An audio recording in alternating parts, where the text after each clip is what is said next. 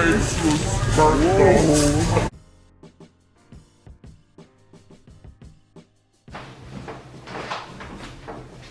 Hey guys, okay, we're here for my next vlog, and in this vlog I'd like to tell you about my experience from the age of 23 to another age.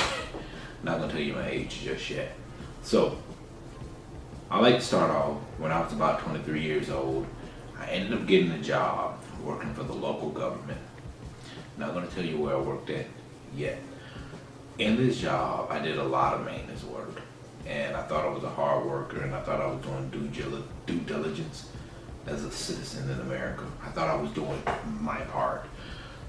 What I found out is after about 8-9 years of working at this place, I felt as though I had been belittled, and I felt as though I had underachieved because the job that I thought was a successful job, a job that I thought was a good job, like I was doing my part.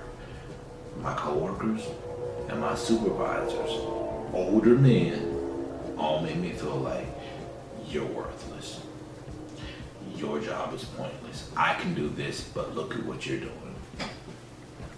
So, in those 10 years, I did a lot of maintenance work. I was always a leader. I was always leading a crew of people.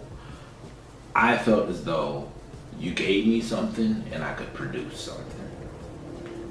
You know, that's how I felt. Like if you gave me a project, I would produce a project. Big ups to my Transformers Club. When the coffee's hot, Optimus Prime comes out. Christmas present from my mom. But I like to go back into this now. So I worked this place 10 years, and I decided to start going to school.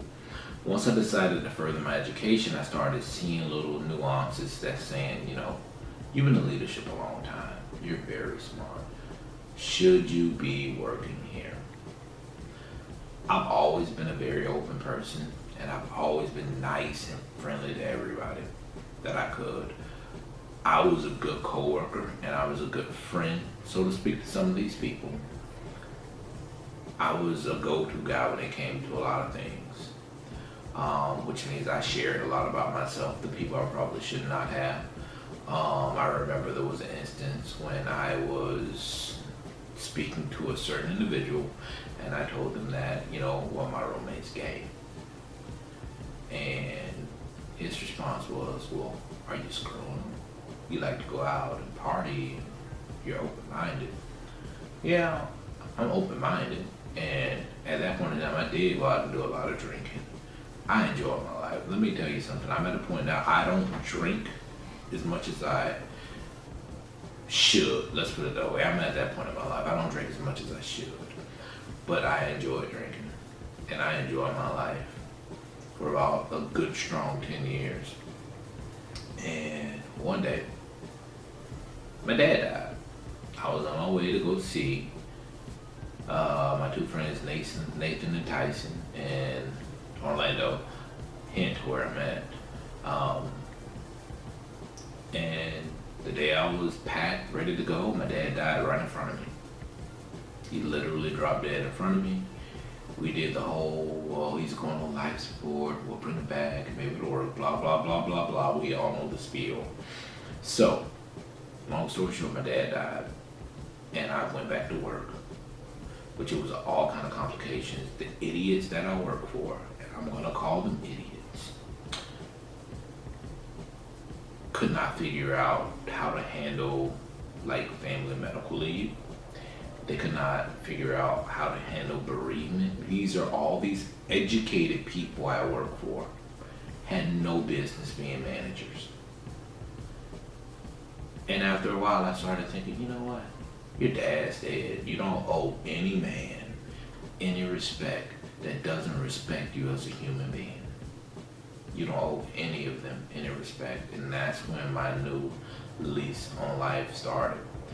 Of course, I was already educating myself, and I decided to walk away from the job after 10 years. I stripped every dime of investment money I had in the company. I wanted nothing to do with the company ever again. Sadly, before I did that, I met a best friend. The only friend I've ever had on that job, my best friend Robert. Robert was like a dream come true.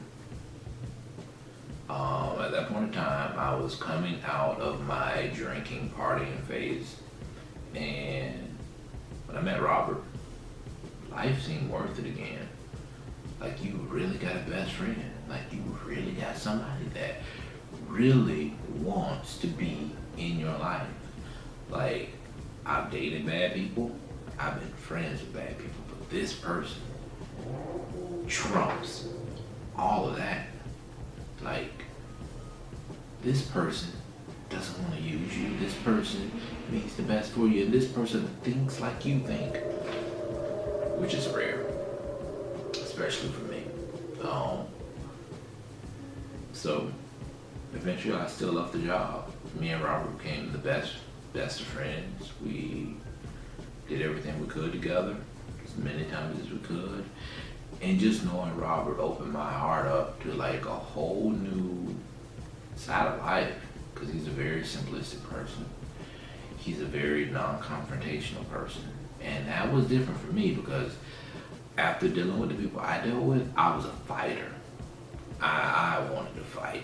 You're not gonna walk over me. You're not just gonna treat me any kind of, and this is after years and years and years of not only dealing with that on the job, but with some of my friends. I gave people the mat and I laid down on it and I let them trample me and the mat. But I got to a point in my life where I said, you know what, enough's enough. I started going to school, I educated myself, I picked up a couple of jobs. Here and there, I felt the waters. I tried whatever I could try. I love to cook.